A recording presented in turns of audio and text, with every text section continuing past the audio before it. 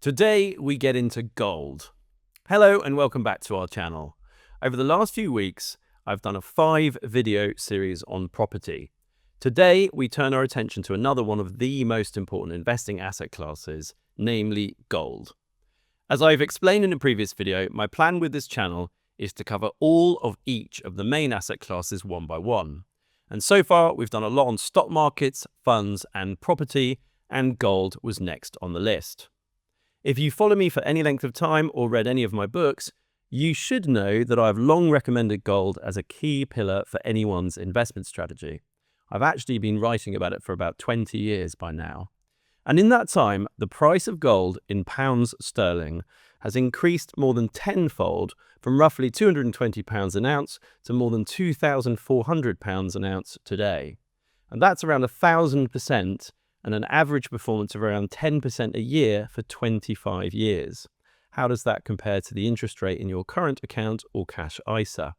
In that time, in those 25 years, I have had more than my fair share of people telling me what an idiot I am to be recommending gold as an investment. But none of that has stopped it from being one of the very top performing assets of our era.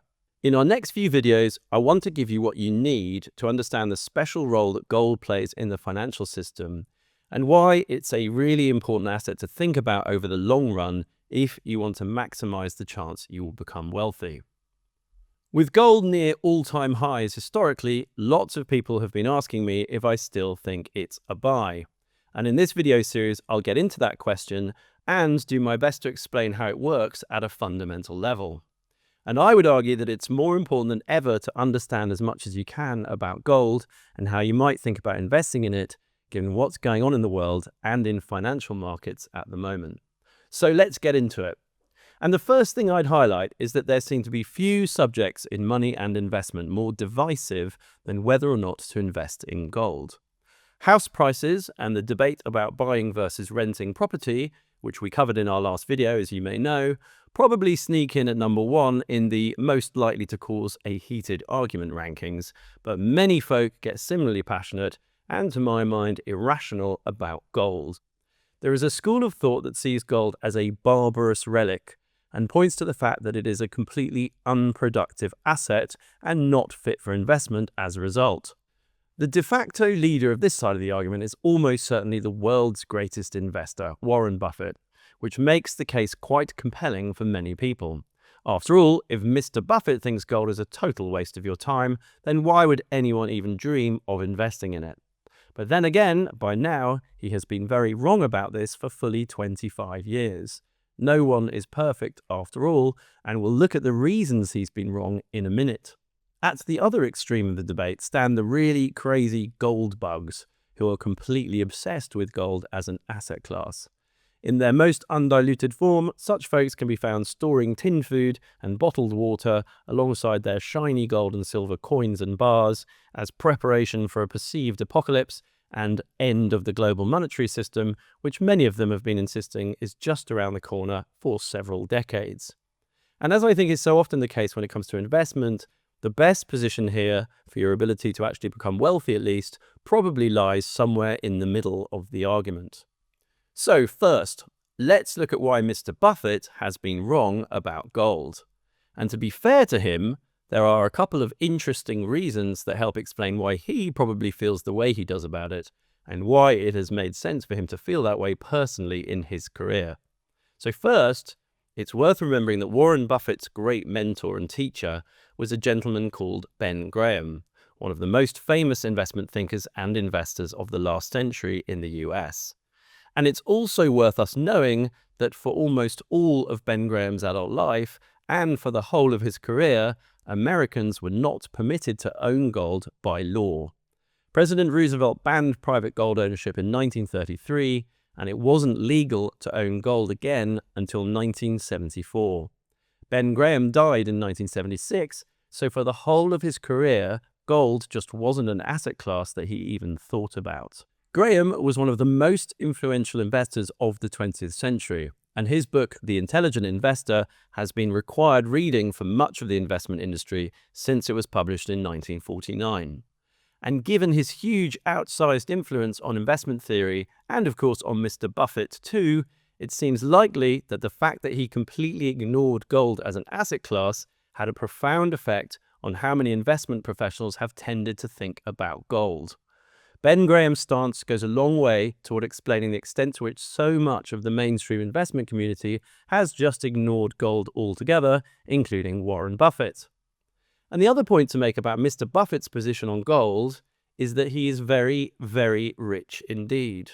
And to explain why this matters, some months ago I shared one of our videos where I talked about something called the market purist approach to investing. And as I explained in that video, there are many sensible financial market commentators who argue that when it comes to investment, all you need to do is to own the market, by which they mean the US stock market, and usually specifically that means the S&P 500. Warren Buffett is one of the people who argue for this broad approach to investment. Buffett and plenty of others like him are often on record suggesting that all someone needs to do when it comes to investment is simply buy the market each month, every month for many years. And the key point to make about this approach is that it works particularly well if you are very wealthy, like most of the people recommending it.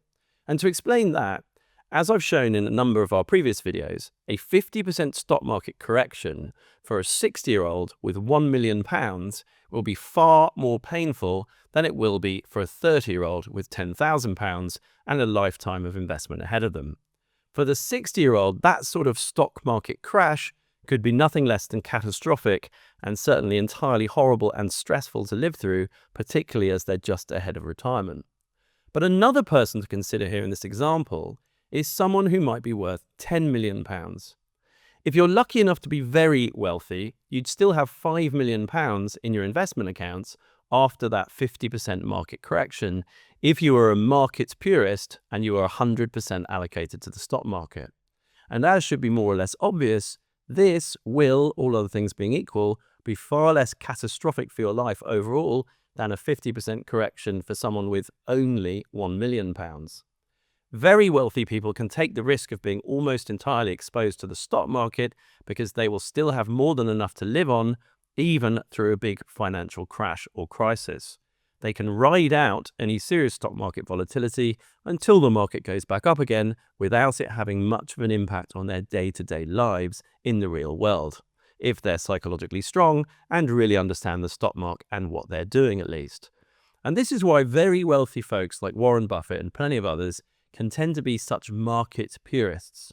If you're a very high earner, start investing early enough in your life and make strong returns, you actually have a good chance of ending up with several £1 million. And if you manage to achieve this, you can then afford to continue to take more risk with your money because a big stock market correction is unlikely to affect you in terms of your ability to cover the key costs of living your life.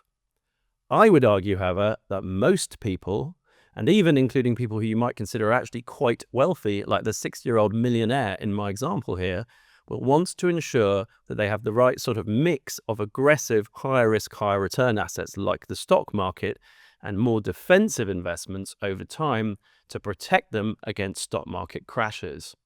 And in my opinion, gold is one of the most compelling defensive assets that people can have to protect them against just such a stock market crash, and one of the reasons I'm a big fan of using it. Warren Buffett and people like him don't need to use gold for this purpose because they're so wealthy. Mr. Buffett can afford not to like gold because he's asset rich in so many other ways. But I would argue that most mere mortals might benefit from what gold can give you as an investor. So one of the criticisms that people like Mr. Buffett level against gold is that it has no intrinsic value. It's not essential for survival like food and water. It doesn't generate any cash flows such as the dividends, interest payments, or rent that other financial assets do. And people also argue that it actually has very limited industrial use too. But I believe that this position fails to understand the number one use case for gold, and that is as money. As I've argued in previous videos, ultimately money is just a technology. And the development of the technology of money was absolutely critical to the development of everything else. As a result, in many ways, money is one of the most valuable technologies we have ever invented as a species. And this is why anything that can be used as money tends to be pretty valuable. And what is interesting about gold is that it has several inherent qualities which have made it particularly suitable to playing the role of money over thousands of years. Out of all the raw materials available on our planet, gold became very widely accepted as money because it was uniquely able to do the job physically. And to explain why this is, gold is durable, divisible, malleable, portable, recognizable, and crucially, almost or nearly, optimally scarce. Over many thousands of years, human beings have tried all sorts of crazy things as money, including seashells, feathers, rocks, tea, beads, and even squirrel pelts. In Roman times, soldiers were often paid in salt, or sal in Latin, which is where the word salary comes from, by the way. But most of these things weren't great raw materials for money because they didn't have all of these fundamental elements that gold has in terms of being durable, divisible, malleable, portable, and recognizable, as I've said. Crucially, many of these things were also insufficiently scarce. If you used stones, feathers, or timber as money, for example, very quickly you had an inflation problem. So, for example, all the trees in your area would disappear as people chopped them down to use as money. On the other hand, very precious and rare things such as diamonds or other precious stones were just too scarce to be used effectively as money. And it's these reasons why human beings chose gold as money time after time over thousands of years and independently in places that were many thousands of miles away from each other too. And this is why gold continues to be worth several $trillion today, front and center. So that's all for today in terms of introducing this topic all about gold. In our next videos in this series, we'll look at both the demand and the supply side for gold, and also at another very important and poorly understood consideration, which is the supply of all the other monies, so all the other currencies, the fiat currencies. All of these things influence the likely price trajectory of gold over the long run. And once we've done that, I'll also explain the various different ways you can get exposure to gold as an investor and at their respective merits. So until then, I wish you and yours all the very best. And if I may just ask, if you're enjoying this channel, if you get value from it, as many of you very kindly commented in recent weeks, please do share it with anyone else you think might be interested. And as ever, if you want to ensure that you're one of the first to see these videos when they're published, please do click the subscribe and bell buttons. And please also think about subscribing to our free email service from the Plain English Finance website. And as I always say, goodness me, it's boring by now, but if you'd like to hear from me more regularly than just these videos a couple of times a month, please do feel free to connect with me on any or all of LinkedIn, Facebook, and Twitter or X. Until next time, until our next videos in this series on gold, I wish you the very best.